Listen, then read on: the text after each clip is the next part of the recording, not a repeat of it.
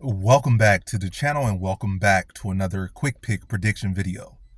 In this video, I'll be predicting the welterweight bout between Vicente Luque versus Ian Machado Garry or Ian Garry. Let me just take the Machado out. Ian Garry. So Vicente Luque versus Ian Garry. How I feel about this one right here is average confidence. This probably would have been high confidence if not all the stuff that has been coming out about Ian Garry lately and all the attention.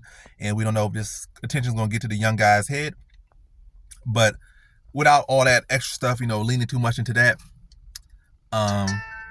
still gonna keep him to win.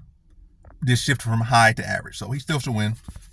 And I think the prediction is gonna be the same. Well, I haven't made a prediction, but in my head that I already had since the fight was announced or even thought of, I already had a prediction. But yeah, I think Ian Garry wins this one. I think he wins in the distance. I think Vicente Luque, definitely at one point, and still kind of to this point, he's still one of the better strikers in the division, like in the welterweight division, and really in the sport. Like actually in the UFC, he's probably still like maybe top 20, top 25, maybe top 30, maybe a little bit anyway. But he's up there as far as best strikers in the UFC actively right now. So he's pretty solid, pretty dangerous.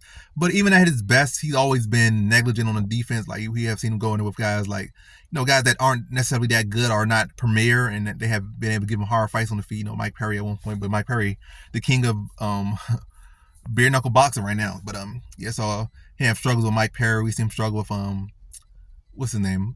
This guy that he shouldn't struggle. We see him struggle with guys coming in from short notice from regional scenes, hurt him at points. So we have seen it's been an issue with him getting hurt and tagged.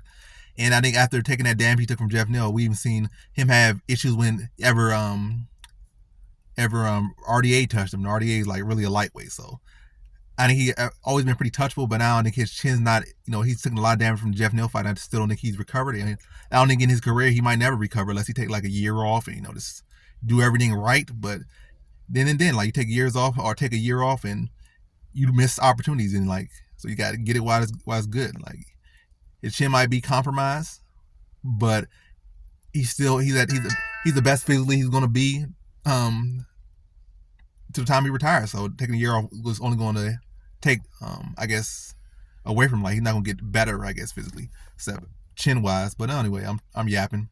I don't know why this other phone over here keep buzzing, but let me wrap this video up. But I think yeah, I think he's shot worn. I think Ian Garry's entering his prime, big young guy. I think the training experience is probably gonna help him as well, training together. And I just think Ian Garry's entering his prime, uptrend, downtrend. And again, Vicente Luque is shot worn. I think Ian Garry will be the finals openings on the feet, be able to tag him. And I don't think Vicente Luque will be able to respond to them that well. Will wear down. I think Ian Garry puts him away late second round. So in this one, I have Ian Garry via second round TKO.